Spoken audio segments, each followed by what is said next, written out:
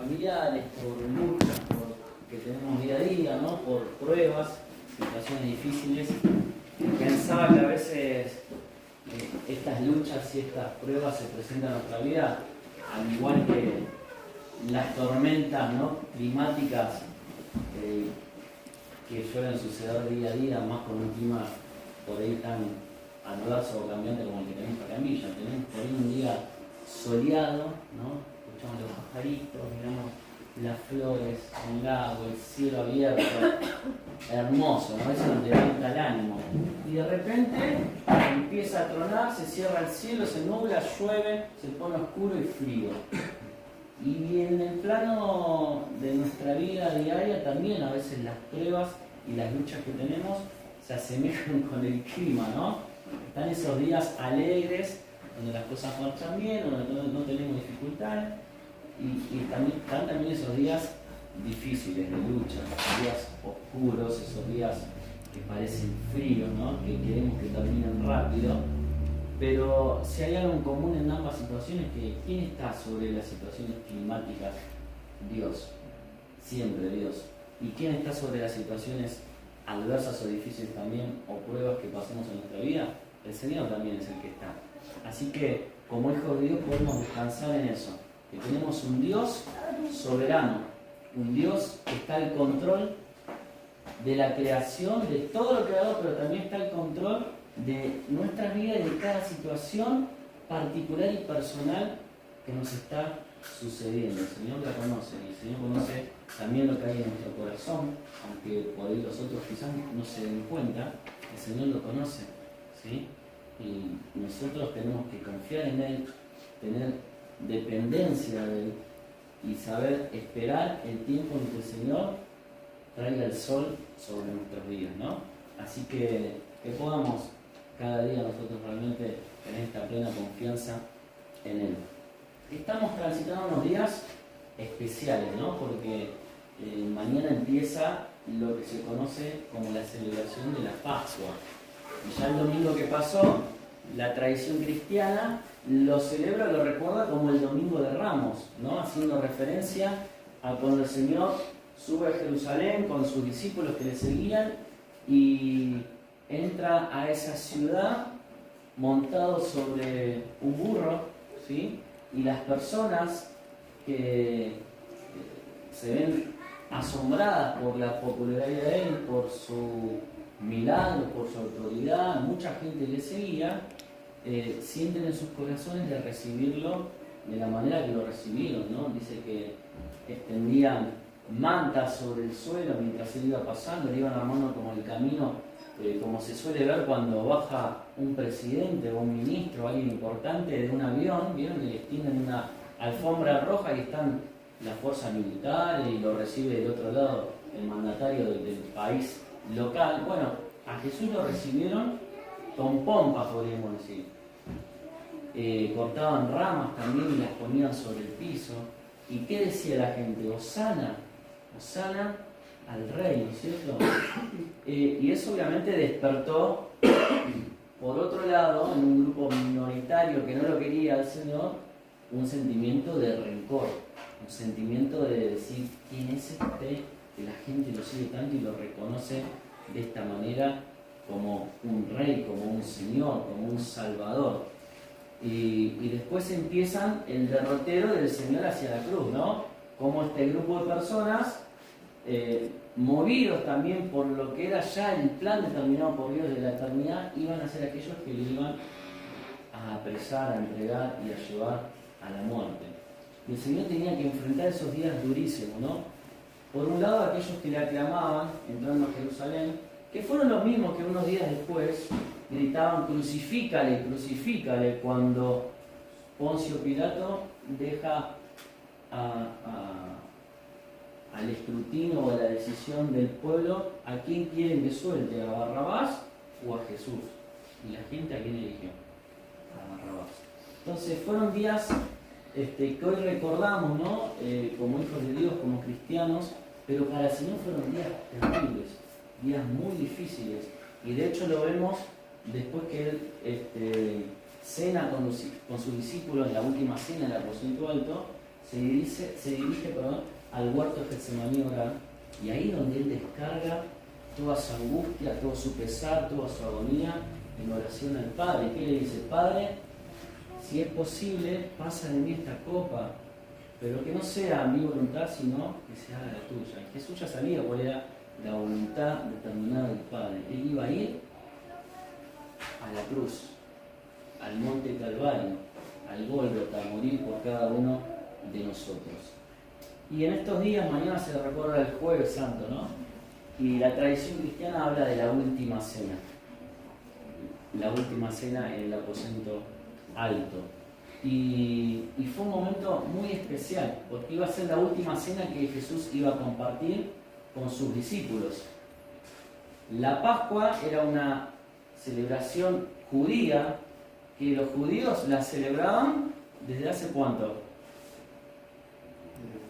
Siglos, ¿no? Desde la liberación del pueblo de Egipto, cuando murieron los primogénitos de todos aquellos que no tenían los dinteles de sus casas pintados con la sangre de un cordero, murieron, y eso iba a ser figura de lo que iba a ser el sacrificio de Cristo. Como dijo Juan el Bautista, su primo dijo, aquel cordero de Dios que quita el pecado del mundo. Lo que pasó en Egipto cientos de años antes de que Jesús viniera a la tierra era una figura, una representación también futura de lo que iba a pasar cuando Cristo entregara su vida como el Cordero de Dios por cada uno de nosotros. Así que estos días que estamos transitando y que vamos a vivir ahora en este fin de semana nos tienen que llevar a reflexionar sobre lo que Jesús hizo por vos y por mí, y también contarles a otros que hay alguien que los ama, alguien que entregó todo por ellos, que entregó su vida, que derramó su sangre en la cruz, cargó con el pecado de cada uno de nosotros. Y cuando vamos al Evangelio de Lucas, capítulo 22, versículo 15, te voy a invitar a que leamos ese versículo.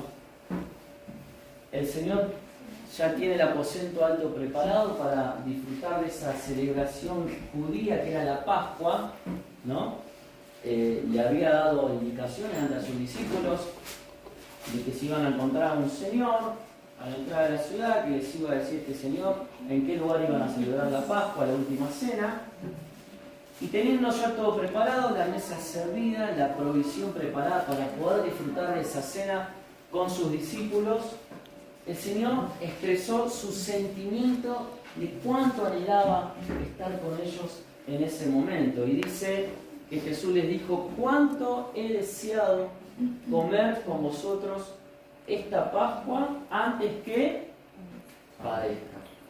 El Señor ya sabía lo que iba a enfrentar.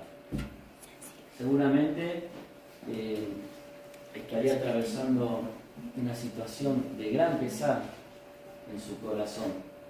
Pero quería, antes de enfrentar la cruz, poder pasar ese tiempo de intimidad, de comunión, de estar a la mesa con aquellos que Él amaba, con sus discípulos, ¿no? Y esto me hace pensar también en nuestra relación con el Señor, en nuestra comunión íntima con Él.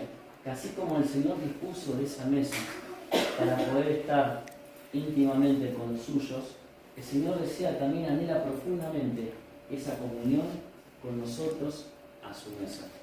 Y cuando pensaba en esto, mi mente me llevó al Salmo 23.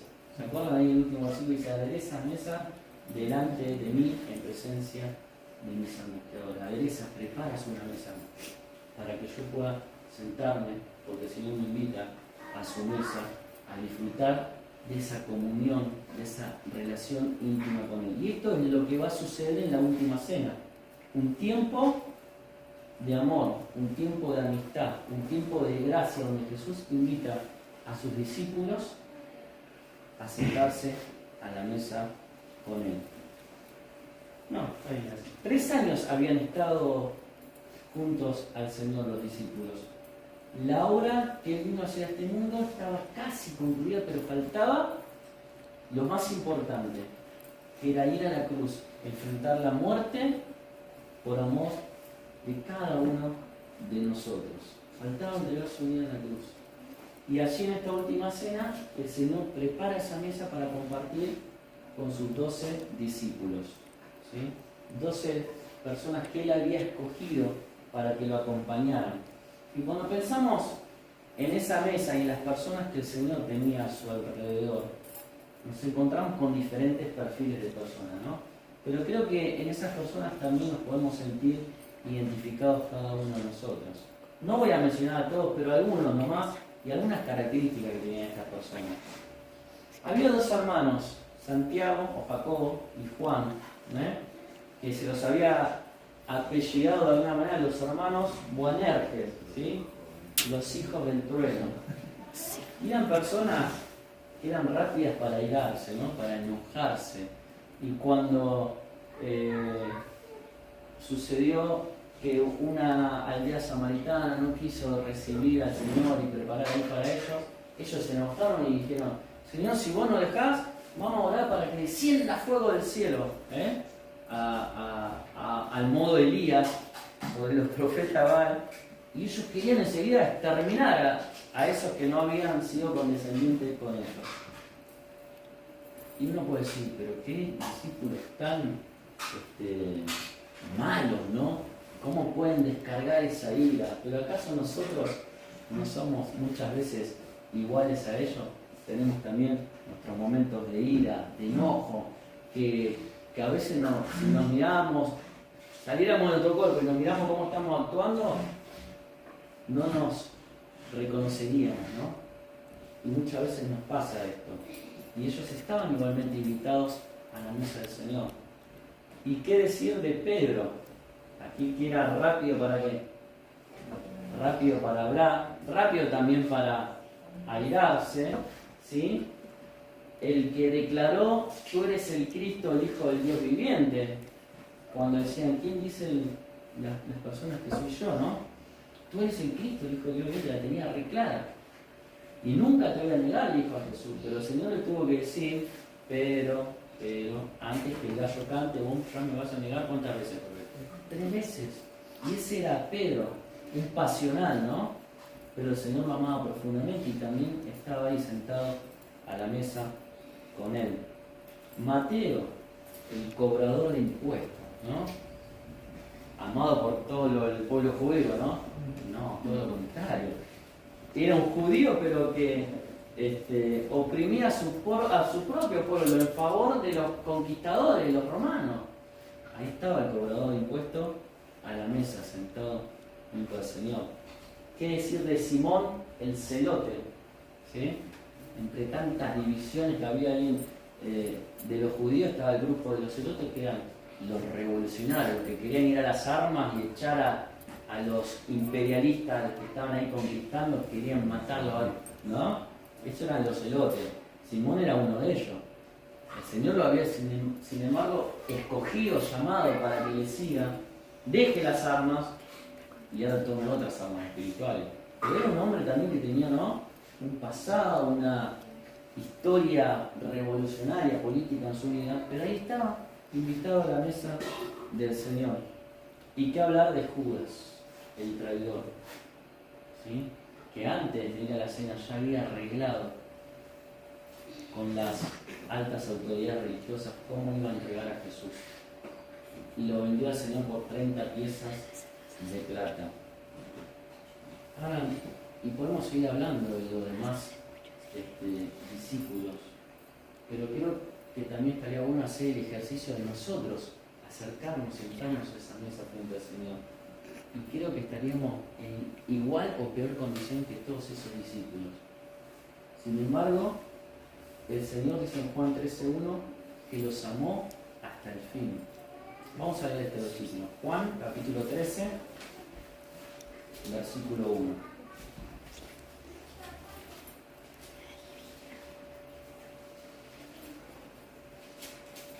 Antes de la fiesta de la Pascua, sabiendo Jesús que su hora había llegado para que pasase de este mundo al Padre, como había amado a los suyos que estaban en el mundo, los amó hasta el fin. Qué maravilloso, ¿no? Ninguna de estas personas merecía estar a la mesa, invitado a la mesa de amor, de amistad y de gracia de Jesús. Sin embargo, el Señor los tenía ahí enfrente. Hasta el traidor estaba en la mesa del Señor. Ninguno merecía el amor del Señor. Por eso el amor de Dios es un amor incomprensible. Los amó hasta el fin, leíamos recién en Juan capítulo 13, versículo 1. ¿Qué significa que los amó hasta el fin? Que no podía amarlos más. Los amó de tal manera que no se podía cuantificar o medir ese amor del Señor. Que a pesar de no merecerlo, estaban ahí sentados a la mesa con el Señor. Un amor que no hacía excepción, ¿no? Porque a todos los amaba por igual. Un amor que no tenía límites, porque dice que los amó hasta el fin, era un amor infinito. Y ese mismo amor del Señor nos manifestó a cada uno de nosotros, que somos personas que no merecemos nada de Él. Sin embargo, Él nos amó también a nosotros hasta el fin. Y hoy quiero que veamos así brevemente 3 cosas que se destacan en esta última cena acerca del amor. En primer lugar, el amor de Jesús. En segundo lugar, la dimensión de ese amor.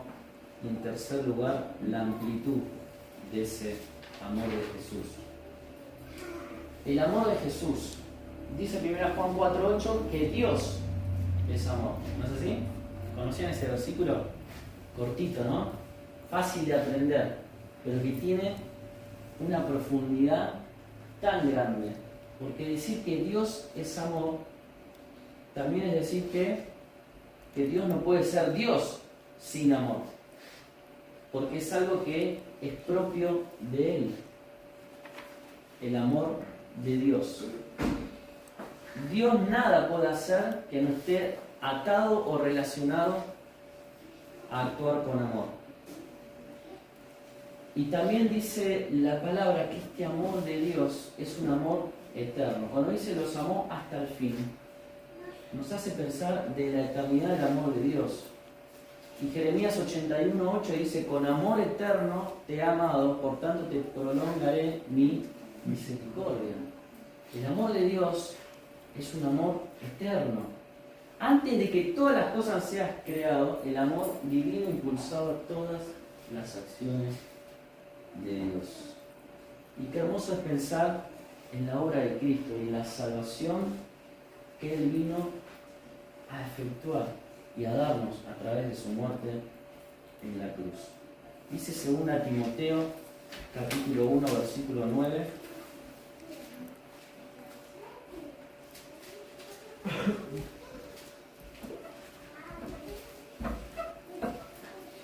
quien nos salvó y nos llamó con un llamamiento santo, no conforme a nuestras obras, sino según el propósito suyo y la gracia que nos fue dada en Cristo Jesús antes de los tiempos de los siglos.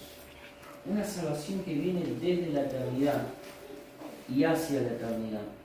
Dice que nos salvó, nos llamó, no conforme a nuestras obras, porque no hay nada que nosotros podamos hacer para merecer el amor de Dios. Sin embargo, Él nos invita a su mesa, a la comunión, a tener una relación íntima con Él, gracias a la obra de Cristo, ¿no? Y por eso dice: y la gracia que nos fue dada en Cristo Jesús. Qué hermoso es el amor de Jesús. Un amor que Dios mostró a través de su Hijo, ese amor que es propio de Él, porque dice, leíamos en 1 Juan 4:8 que Dios es amor, ese amor que es eterno, leíamos en Jeremías: con amor eterno te he amado, ¿sí? Y es un amor que se manifiesta a través de Jesús, ¿sí? Dios le pone palabras, le pone un cuerpo a su amor, y es a través de la encarnación de su Hijo que vino a este mundo a mostrar el amor de Dios. Juan 1:18.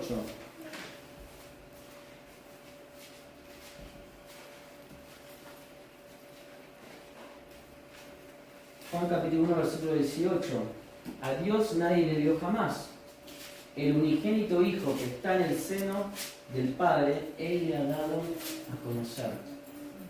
¿Qué mejor manera de mostrar Dios su amor si no es a través de su Hijo Jesús, el que le ha dado a conocer. Y el versículo 14 dice que el Verbo, es decir, Jesús, fue hecho carne, así como nosotros, carne y hueso, se hizo hombre y habitó entre nosotros. Y entonces, ¿qué pudimos ver? La gloria de Dios, gloria como del unigénito del Padre, lleno de gracia y de verdad. Entonces, el amor de Jesús, un amor eterno, un amor que se expresó a través de su Hijo Jesús, el Verbo, el unigénito, ¿no? Y esos hombres que estaban ahí a la mesa, que no eran dignos de ser amados, fueron amados infinitamente. Así es el amor de Jesús por cada uno de nosotros. Y los vemos sentados en la mesa, compartiendo esa última cena con Jesús. Luego vendría Getsemaní y luego la cruz. Y ahí entendemos cabalmente lo que dice el apóstol Pablo en Romanos 5.8, ¿no? ¿Qué dice en Romanos 5.8? Mas Dios muestra su amor para con nosotros, que siendo aún pecadores, Cristo murió por nosotros. Y esto se podría traducir de la siguiente manera: que aún estando nosotros pecando, cuando estábamos pecando, Cristo ya estaba muriendo por nosotros. Es decir, que Dios no tuvo en cuenta nuestras acciones para ir o no ir a la cruz. Él fue porque lo tenía que hacer a pesar de nosotros. Y la última cena manifiesta, ¿no?, este amor, esta amistad y esta gracia de Dios a través de Jesús. En segundo lugar, podemos ver la dimensión de ese amor. Cristo ama a todas las personas, no ama a algunas personas. Cristo ama a todas las personas. Algo que nos cuesta entender porque nosotros no amamos a todas las personas. Deberíamos amar porque es un mandamiento de Dios, pero muchas veces somos selectivos en nuestro amor hacia las personas. El que no nos cae bien o el que para nosotros es demasiado pecador, no nos acerquemos a esto. Es un drogadicto, es un alcohólico, es un ladrón. Dios ama a todas las personas. La dimensión de su amor abarca a toda humanidad. Dice Lucas 19:10 que él vino por amor al salvar al que se había perdido. Al que se había perdido. ¿Y quién se había perdido? Todos nos habíamos perdido. No hay ni uno bueno, dice la palabra. No hay quien busque a Dios. Todos se han apartado, todos se han descarriado. Como las ovejas cuando se alejan de su pastor, que se pierden el rumbo, pierden el camino. Jesús nos amó sin límite. Amó al pescador, amó al publicano, amó al traidor, amó al celote, a todos amó. En esa mesa estaban representados todos los perdidos. Y es en esa mesa donde el Señor nos quiere a nosotros, para disfrutar de su amor, de su gracia, de la dimensión de su amor.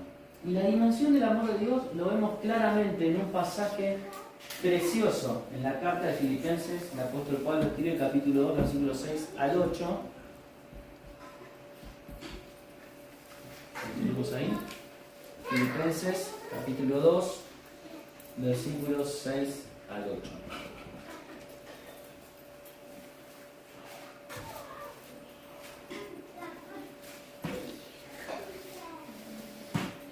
Dice así la palabra: el cual, siendo en forma de Dios, no estimó el ser igual a Dios como cosa a que aferrarse, sino que se despojó a sí mismo, tomando forma de siervo, hecho semejante a los hombres, y estando en la condición de hombre, se humilló a sí mismo, haciéndose obediente hasta la muerte y muerte de cruz. Decime si acá no vemos la dimensión del amor de Jesús.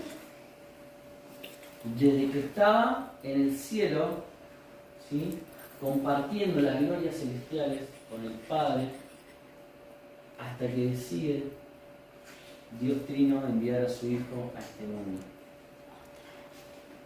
Dice que era primero en forma de Dios, pero no estimó ser igual a Dios y aferrarse a eso, sino que se despojó a sí mismo, se hizo siervo, se hizo semejante a los hombres.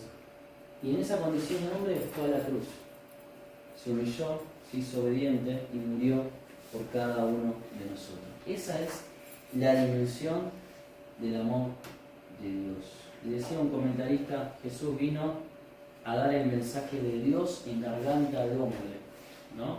Y a abrazar a la humanidad con brazos de hombre, ¿no? Él experimentó mientras estuvo aquí en la tierra nuestras miserias, nuestras angustias, lloró nuestras lágrimas, sufrió también nuestra muerte. Qué hermoso es la obra de Jesús. Qué hermoso es en este tiempo de Pascua pensar en su pasión, ¿no? Getsemaní, la cruz, su muerte, pero también su resurrección. Y en tercer lugar, la amplitud de ese amor. Nadie queda excluido del amor de Dios. Dios ama a todos y todos estamos en esa misma condición de perdidos, de desobedientes, de injustos, de rebeldes. Sin embargo, Jesús a nadie rechaza. Él hoy nos está invitando a su mesa, a la mesa de la comunión, ¿no? Que podamos disfrutar de esa compañía que Él quiere brindarnos a cada uno de nosotros. El más perdido de los pecadores fue recibido a misericordia. ¿Ustedes recuerdan el versículo 1 Timoteo 1:15?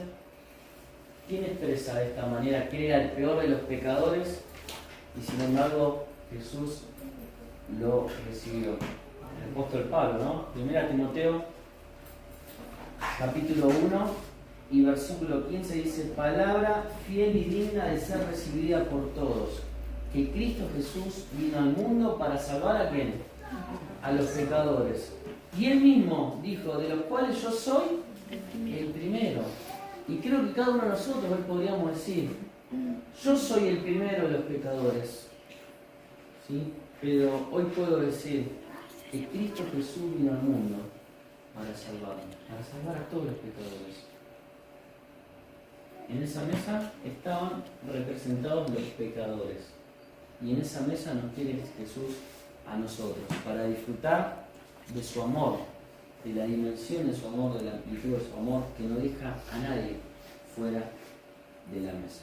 Entonces, hoy te invito a que podamos venir a su presencia, que podamos sentarnos con Él en esta mesa de su gracia, que podamos disfrutar de toda la provisión que Él preparó para nosotros, ¿no?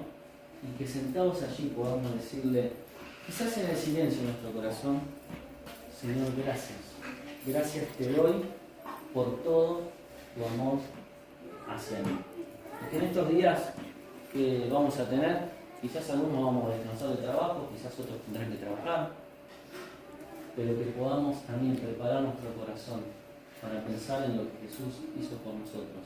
Y pensar también que Él nos invita cada día a sentarnos a su mesa y disfrutar de su presencia, de su provisión y de esa relación que quiere tener con cada uno de nosotros. Él nos ama sin acepción, no mira nuestro pecado, pero nos dice, vete y no peques más, ¿sí? Él murió por nuestros pecados, pero a veces somos nosotros mismos los que no nos podemos perdonar o querer o amarnos, ¿no? Porque llevamos una carga muy pesada. Y Cristo dijo, todo eso lo tomo, lo cargo sobre mis hombros en la cruz y no me acuerdo más de eso. Ahora te invito a sentarte a la mesa conmigo. Que Dios bendiga su palabra y que podamos disfrutar cada día de su presencia en nosotros.